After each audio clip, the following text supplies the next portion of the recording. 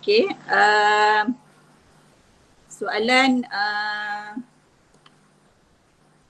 kuis 2, kita akan tengok berdasarkan Hakim punya jawapan lah, bukan Alif punya jawapan ya. Sebab Alif punya ni dia hantar lambat jadi saya belum lagi marking. Yang lain yang dah hantar tu saya sudah marking dan kamu boleh tengok lah sebab saya dah return dah kan. Untuk soalan 1, soalan ni dia nak tengok soalan dulu. Silap.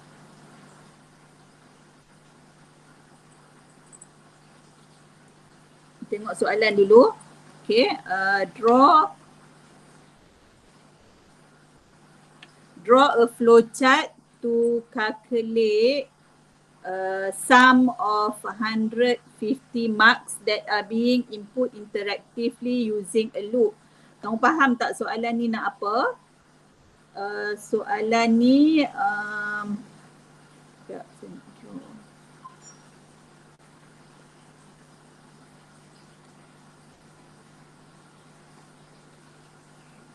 okay. Soalan ni dia nak you calculate sum ya, sum. Calculate sum. Maksudnya sum ni adalah hasil tambah nombor lah kan. Jadi berapa banyak nombor yang nak dimasukkan? So dalam ni bukanlah nombor tapi dia pakai marks ya, markah. Markah yang nak dimasukkan adalah sebanyak 150 markah. Okay. Jadi soalan ni apa yang nak, pertama sekali dia nak kira sum. Okay. Kemudian yang kedua adalah berapa banyak ataupun apa yang nak dimasukkan. Okay, apa yang nak dimasukkan, number ke, markah ke, apa ke. So sini kita nak masukkan user mesti input marks ya, read marks. Okay, read marks boleh. Kemudian sebanyak berapa kali? Berapa kali? Berapa banyak loop, berapa banyak repetition yang nak dibuat. Okay, berapa kali? Ada 150 kali.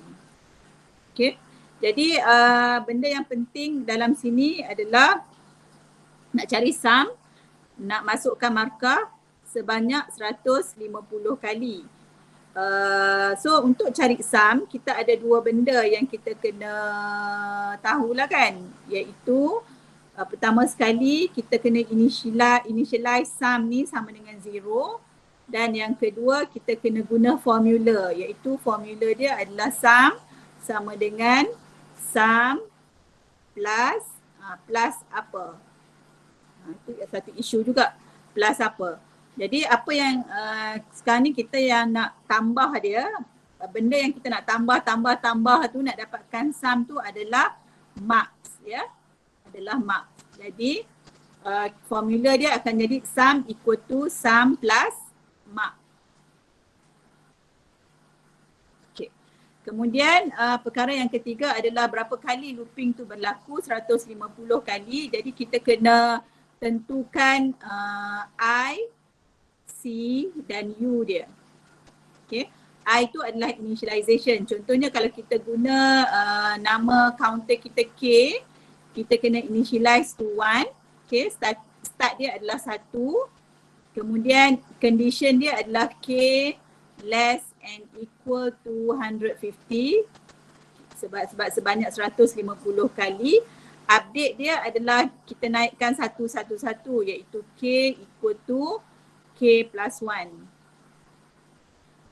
Ini adalah update. Jadi benda-benda ni lah yang akan dimasukkan dalam kita punya flowchart ataupun kita punya pseudocode. Okey, jadi kita tengok contoh jawapan yang diberikan oleh Alif. Okey. Dekat sini dia guna nama counter dia adalah I. Okey, kalau tengok sepintas lalu betul dah lah apa yang dijawab ni kan.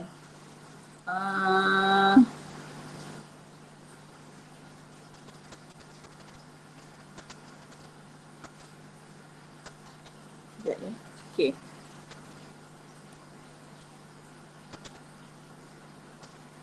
Alah, tak boleh lah pula.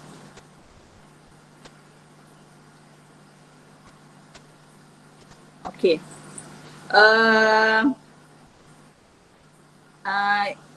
Counter dia start dengan I sama dengan 1, betul. Kemudian sum initialize to 0, betul. Counter ini while I less than equal to 150, okay, betul. Kemudian ada juga di sini letak true false kan, true false, okay, betul.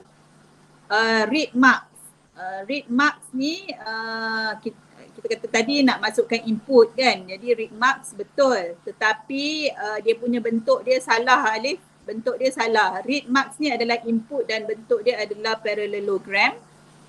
Okay, so sini salah lah, kalau bentuk salah jawapan pun salah. Sum equal to sum plus mark, betul. So cuma saya nak betulkan di sini kalau kita pakai read marks, sum equals to sum plus marks juga. Kalau you pakai nama sini mesti sama dengan sini. Okay. Kemudian increment I equal to I plus 1, betul. Ada satu lagi yang kebanyakannya tak buat dia. Saya tengok jawapan daripada Faris pun tak ada. Apa yang missing di sini, kita nak calculate sum dan of course kita kena print sum. Kat mana kita nak letak print sum? Isunya di sini print sum ni kita nak buat kat mana? Adakah kita nak buat di dalam sini loop ni, nak letak kat sini ke print sum? Ataupun nak letak di luar daripada loop? Mana satu? Mana satu? Nak letak di dalam loop ke nak letak di luar loop? Luar. Di luar loop kan? Baru nak panggil nama orang lain. Faris dah jawab. Okay, thank you. Kita kena letak di luar loop. Kita tak boleh letak di sini. Sini tak boleh letak. Jadi kita kena letak di luar loop ya. Okay. Sini kena ada print sum di sini. Bila false dia akan print sum. Okay. So overall okay lah jawapan ni. Akan hilang 2 markah lah di sini iaitu read marks dengan print sum. Soalan yang kedua, soalan kedua ni tak ada siapa yang betul. Soalan kedua ni semua salah. Faris pun salah, tak betul. Cara nak jawab dia. Okay, soalan nombor 2. Soalan ni dia bagi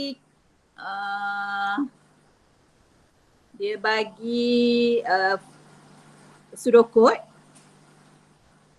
Okay, dia bagi pseudocode dan minta soalan ni minta output. Bila dia melibatkan soalan ni minta output kan.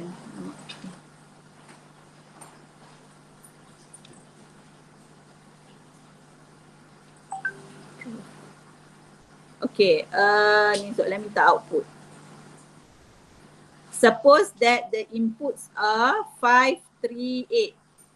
538 maksudnya input yang dimasukkan dalam pseudocode ini adalah 5, 3 dan 8. What is the output of the following pseudocode? Pertama sekali kita kena fahamkan dulu pseudocode yang diberikan. Okay, kita kena fahamkan dulu, baca dan fahamkan apa yang berlaku dalam pseudocode ini. Okay, yang pertama adalah start. Okay, kemudian J equal to 1, J equal to 1. Maksud dia nilai J mula-mula ni adalah 1. Kemudian read X, Y, Z. So read ni adalah input kan. So input dia adalah nilai inilah. Maksud dia nilai X dia adalah 5. Nilai Y dia adalah 3 dan nilai Z adalah 8. Okay, 5, 3, 8. Kemudian dia akan check while J less than X. While J less than X, maksud dia nilai J tadi 1, adakah dia kurang daripada X? X nilai dia berapa? Nilai dia 5 kan? Kalau dia kurang, kalau betul, bila true ni dia akan buat semua ni. A equal to Y plus Z. So nilai A dia dah lain, Y dia sama dengan Z, Z sama dengan A, kemudian print Z, kemudian update nilai J dengan nilai 1 lah, J equal to J plus 1. Okay, so dia akan buatlah ulang-ulang kali sampai bila kita tak tahu. Jadi untuk kita selesaikan masalah ini, kita hanya boleh selesaikan dengan satu saja cara, iaitu kita kena construct truth table. Kena construct truth table pula, minta maaf. Kita kena construct loop counter table. Okay, counter table. Okay, kalau kita tak construct counter table, kita tak akan dapat jawapan. Okay, boleh. So sekarang saya akan tunjuk macam mana nak construct counter table ni. Ini yang menjadi persoalan. Ada yang boleh construct tapi nilai dia tak betul. Mari kita tengok sama-sama macam mana kita nak dapat ataupun kita nak construct counter table dan mendapat jawapan yang betul daripada sudokod ini. Pertama sekali J kan. J. Okay. Lepas tu adalah X. Sebab dia read X, dia read Y, nilai Y, kemudian nilai Z. Read ni maksud dia nilai tu dapat daripada user lah yang masukkan. Dan soalan ni dia dah bagi tahu dah, user akan masukkan nilai X dia adalah 3, user akan masuk, silap. User akan masukkan nilai X dia adalah 5. User akan masukkan nilai X 5, user akan masukkan nilai Y 3 dan user akan masukkan nilai Z 8. Kemudian nilai J tadi program ni dah initialize kepada 1 sebab J adalah counter kepada pseudocode ini, program ini. Kemudian while J less than X, kita kena test dulu J, adakah J less than X. Kalau ya, barulah kita proceed. Jadi nak proceed dengan apa? Dengan nilai A equal to Y plus Z. Okay, saya tak tulis panjang-panjang lah, tapi kalau kamu boleh tulis lah. Y equal to Z, kemudian Z equal to A. Okay, dan kemudian print Z. Dan last kali adalah update nilai J dengan tambah 1. Selepas dia buat ini, dia akan pergi ulang balik dekat sini ya. Okay. Okay, kita tengok apa terjadi. Mula-mula pada round yang pertama sekali dia initialize J equal to 1, X, Y, Z adalah 5, 3 dan 8 respectively. Kemudian dia akan test J less than X. J adalah 1, J adalah 1, X adalah 5. So J adalah kurang daripada X, jadi betul ya, true. Nilai A, so sekarang nilai A adalah Y tambah Z. Jadi Y kita berapa? 3 tambah dengan 8, nilai dia adalah 11. Nilai Y adalah Y sama dengan Z kan? So apakah nilai Z? Z adalah 8, jadi Y adalah 8. Okay. Kemudian Z equal to A. A adalah 11, Z adalah 11. Print Z, print 11. J tadi adalah 1, sekarang J adalah, nilai J ialah 2. Okay. Ini adalah selepas pusingan yang pertama. Nilai Y bukan, dia dah bukan 3, nilai Y, nilai Z pun dah bukan 8, nilai J pun dah update nilai baru jadi 2. So maksudnya selepas pusingan yang pertama, nilai Y kita adalah 8 dah ya, dan nilai J kita adalah 2. Nilai Z pun dah berubah jadi 11. So kita tulis baliklah nilai nilai terkini selepas round yang pertama, iaitu nilai J adalah 2, nilai X masih lagi 5, X tidak akan berubah, Y adalah 8, okay, ni Y adalah 8 ni, dan Z adalah 11. Okay, sekarang untuk dia akan pusing balik kan. Jadi dia akan check adakah J less than X. So J adalah 2 less than 5. Yes. Betul. Kemudian nilai A. Nilai A sekarang adalah Y tambah Z. So Y kita berapa? Y kita adalah 8. Z kita adalah 11. Nilai Y adalah 8, nilai Z adalah 11. Jadi nak kena tambah dua ni. 19. Nilai Y adalah sama dengan Z. So Z adalah nilai dia 11, Y adalah 11. Z adalah sama dengan A. A kita berapa? A sekarang ni ada nilai dia adalah 19. So kalau kita tengok pattern, Z ni dia akan repeat nilai A balik. Okay. Print 19. Kemudian J dia update jadi 3. Okey, ini selepas pusingan yang kedua. Selepas pusingan yang kedua ni, nilai Y dan Z dia dah berubah dan juga nilai J pun berubah. So, apa nilai J sekarang? Bukan lagi 2 tetapi nilai J adalah 3. Berapa nilai X? Masih 5. Berapa nilai Y? Y dia dah berubah kan? Y dia adalah 11, jadi Y sekarang bukan lagi 8 tetapi adalah 11. Nilai Z pun dah berubah, bukan 11 tetapi adalah 19. So check J less than X, yes, true. A adalah Y tambah Z, ni Y tambah dengan Z. 11 tambah 19. Berapa? Berapa 11 tambah 19? Tambah kat saya. 30. Betul? 30. Nilai Y adalah sama dengan nilai Y adalah sama dengan nilai Z. So Z 19, Y adalah 19. Alamak.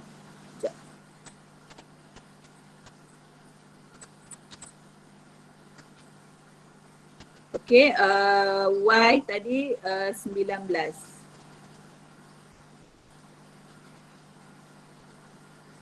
Dia tak ada dekat.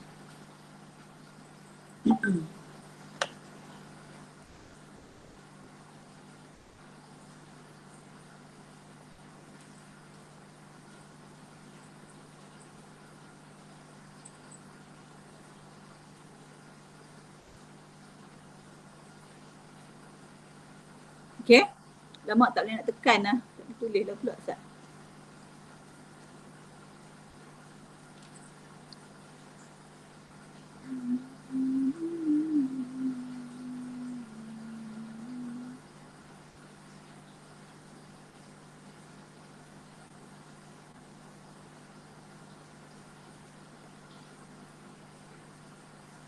Tak tahu lah.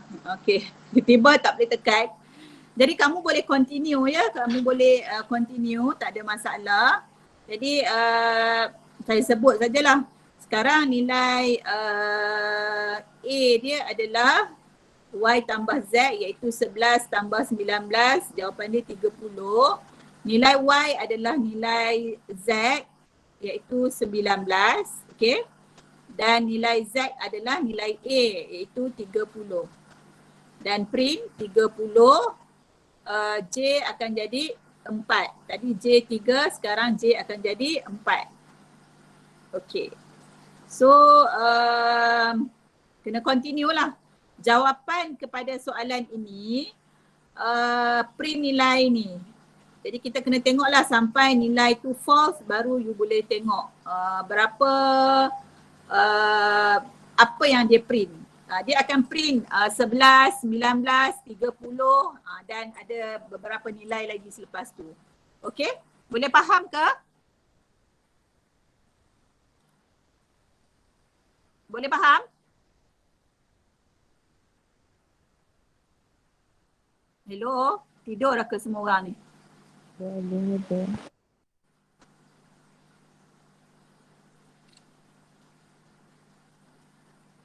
Boleh? Boleh, madam. Okey. Faris, tolong saya completekan jawapan untuk table ni, counter table. Nanti saya minta you share jawapan dekat dalam grup WhatsApp lah ya. Kamu tolong completekan dulu. Okey, madam. Okey.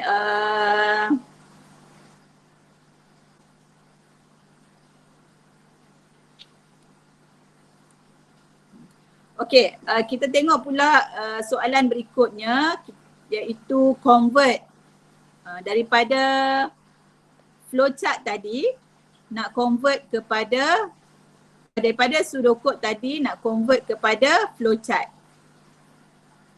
Okey.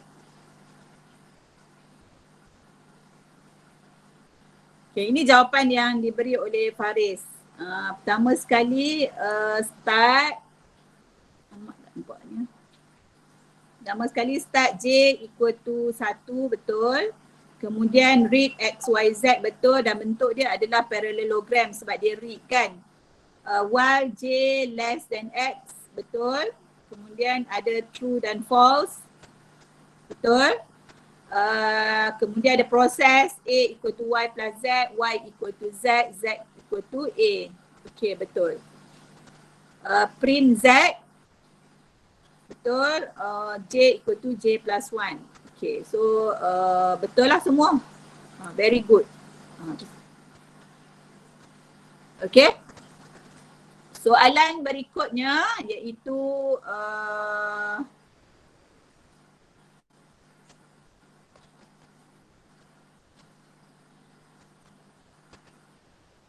okay, soalan ni soalan nombor 4.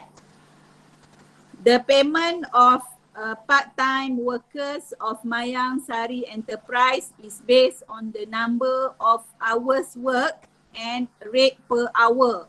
If the number of hours work is less than 50 hours, the rate per hour is RM8. Otherwise, the rate per hour is RM10. Okay. Enter number of hours work, then calculate and display the payment using the following algorithm type, iaitu pseudocode and flowchart. Okay, kita tengok sini Mayang Sari part-time workers payment is based on number of hours work. Number of hours work and rate per hour. Okay. So if number of hours work is less than 50 hours, rate per hour is RM8.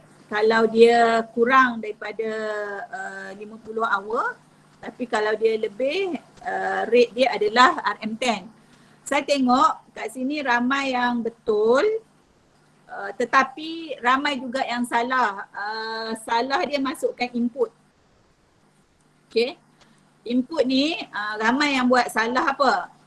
You masukkan, sepatutnya input ni ada satu saja, iaitu number of hours work, ataupun kita bagi dia pendek hour. Okay. Rate per hour bukan input. Okay, bukan input. Sebab apa? Sebab dia dah bagi dah rate per hour ni, dah diberi berapa rate dia, nilai dia dah diberi dalam soalan ni. Nilai dia adalah 8 dan nilai dia adalah 10. Okay, so rate per hour tidak boleh dimasukkan sebagai input. Kalau kamu masukkan sebagai input, biasanya dia akan tolaklah markah. Kalau kamu dapat markah penuh 4, dia akan tolaklah 1.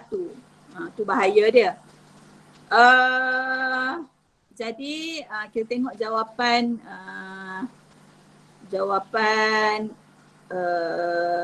Alif. Okay, jawapan dia read hours. Okay, if hours less than equal to 50, payment is hours times 8. Else payment equal to hours times 10. And if print payment. Okay, betul ya? Good. So betul lah jawapan ni. Ada jawapan yang salah yang saya tengok kat mana? Ni. Bukan salah, dia saya rasa Faris pun buat macam ni. Dia sebenarnya kita tak perlu apa,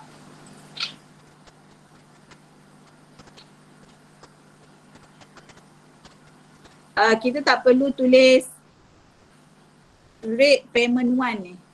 Tak perlu. Sebab dia sama je. Kalau kita tulis rate payment 1 pun kita just replacekan dengan payment lah kan. Payment, ini pun payment. So kemudian print payment.